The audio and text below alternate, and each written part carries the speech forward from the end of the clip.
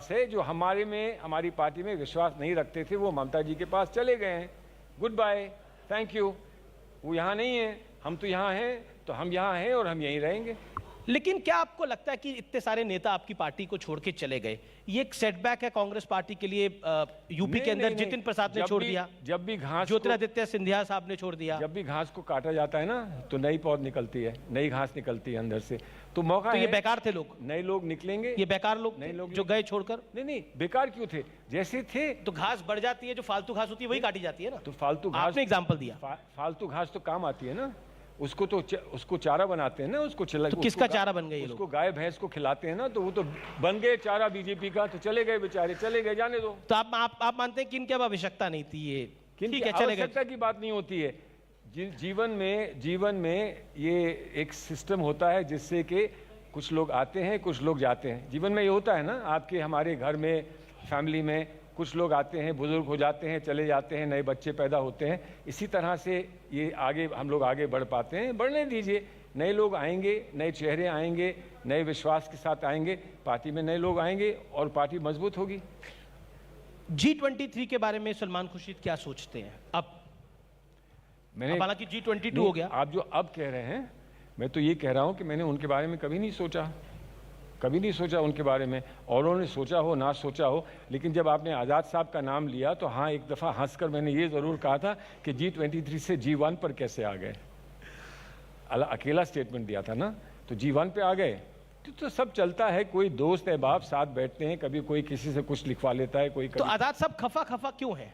नहीं, खफा नहीं है आज़ाद साहब, खफा नहीं है आज़ाद साहब की। अलग थलग क्यों है फिर? नहीं, अलग थलग भी नहीं है। कश्मीर में देखिए, कश्मीर में देखिए, रोज उनके कार्यक्रम हो रहे हैं, अलग थलग नहीं है। लेकिन ऐसा जरूर होता है कि कभी कभी आपको थोड़ा सा हाथ पांव चलाकर अपनी जगह बनाने की जरूरत लगती है।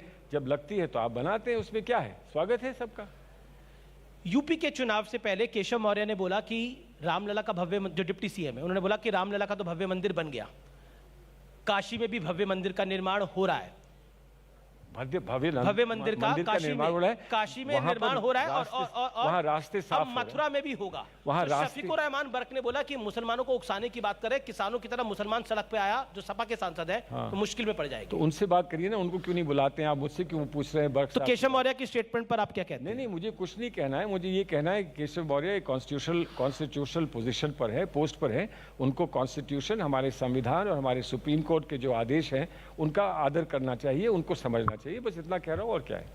सलमान खुर्शीद साहब, आप मंच पर आए, आपने सवालों का जवाब दिया।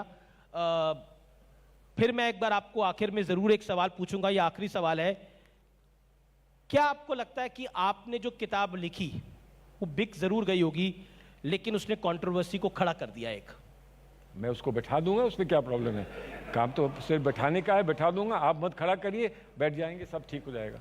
कैसे बैठा कैसे देंगे? आप तो और बढ़ा रहे हैं। इसलिए बैठा देंगे कि ऐसा मत भूलिए, ये किताब किसी एक कोई विशेष वर्ग के लिए नहीं लिखी गई है जी। ये पूरे भारत के लिए लिखी गई है, भारत के लोगों के लिए लिखी गई है। उसमें हमारे हिंदू साथी हैं, हमारे ईसाई साथी हैं, उसमें हमारे सिख साथी हैं, हमारे मुस्लिम साथी हैं, सब लोगों के लिए किताब लिखी गई है। और जब सब लोग इसे स्वीकार करेंगे तो जो मेरा कैसे, मैं फिर पूछ रहा हूँ, अभी मैं ऑडियंस पे ही अगर मैं हाथ खड़ा करवा लूं कि कितने लोग आपकी किताब को स्वीकार करेंगे, तो ये पहले कहिए कि तुमने किताब पढ़ी है, और फिर सबसे कहिए जाके। पॉइंट तो सभी ने पढ़ा है। सबसे मैं कुछ सवाल ले लेता हूं। अरुण, कुछ सवाल ऑडियंस पूछने जा रही है। एक तो सवाल सर पूछने जा रहे हैं।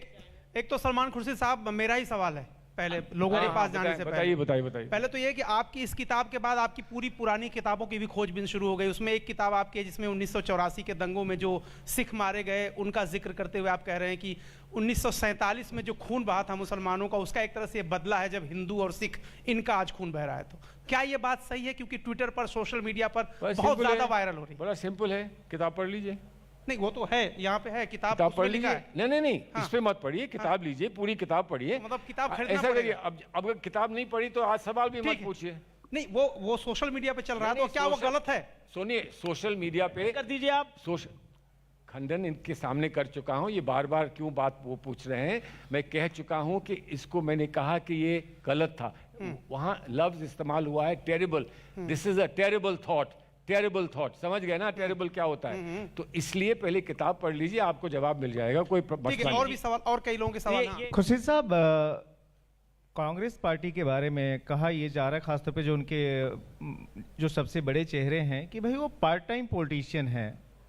क्या भारत में इस पार्ट टाइम पॉलिटिशियन को इसीलिए लोग एक्सेप्ट नहीं कर रहे हैं क्योंकि देखते हैं कि वो 4 दिन दिखते हैं, 8 दिन गायब हो जाते हैं? आप मेरा अपना पर्सनल व्यू अगर जानना चाहते हैं, मैं पार्ट टाइम पॉलिटिशियन हूँ, मैं किताब लिखता हूँ, मैं थिएटर करता हूँ, मैं दुनिया जाके सोशल वर्क करता हूँ और उसके साथ साथ लीगल मैटर्स भी करता हूँ। हर जगह कहीं ना कहीं मैं पॉलिटिकली जुड़ा हूँ। जब मैं लीगल मैटर्स करता हूँ तो लोगों के लिए जिनकी ज़रूरत है उनके लिए फ्री लीगल मैटर्स भी करता हूँ, मेरे लिए वो भी पॉलिटिक्स है। जब मैं एनजीओ चलाता हूँ तो वो भी मेरे लिए पॉलिटिक्स है। लेकिन जो आपका कॉन्सेप्ट पॉलिटिक्स का है कि सुबह से शाम बैठकर लोगों को उल्लू बनाओ, वो मेरा कॉन्सेप्ट नहीं है। तो मैं बिलीव करता हूँ कि प्रोफेशनल लोग जो कोई प्रोफेशनल काम करते हैं लेकिन पार्ट टाइम पॉलिटिशियंस भी हैं, उनको पार्ट टाइम पॉलिटिशियंस को रिस्पेक्ट मिलनी चाहिए और हमको वो एक्सेप्ट करना चाहिए। और मैं तो ये कहता है कि ये भी पार्ट टाइम अगर हो जाते तो बेहतर होते ये एज एन एंकर, लेकिन आप बेचारे मजबूर हैं, फुल टाइम एंकर हैं। मजदूर आदमी है, लेकिन क्या कर सकते हैं? मजदूर नहीं है। मेहनत करने में अभी शर्म नहीं आती। आपने देखा मजदूर हो गया, हिंदुज्म हो गया, इस तरह से ये खेल करते हैं। सलमान सर, मेरा एक सवाल है आपसे। आपने कहा कि हिंदुत्व आईएसआईएस और बोको हरम की तरह, राहुल गांधी ने कहा कि सिखों और मुसलमानों को मारने का नाम है हिंदुत्व। विचारों में इतनी समानता, इत्तेफाक है, संयोग है, राहुल गांधी के भी विचार वही और आपके भी विचार वही, क्या पार्टी का समर्थन है आपकी किताब को? देखिए, पार्टी का मेरी किताब को समर्थन हो या ना हो, लेकिन हमारी पार्टी में इतनी आज़ादी है, थॉट प्रोसेसेस की आज़ादी है कि आप पार्टी के दायरे के अंदर जो सही समझते हैं, हो सकता है हर एक को सहमति ना हो पार्टी में उस बात से, लेकिन हमारी पार्टी एक लाइव पार्टी है। हमारी पार्टी वैसी नहीं है जैसी बीजेपी की है, जिसने एक ने कह दिया तो एक ने सबने उंगली उठा दी। वो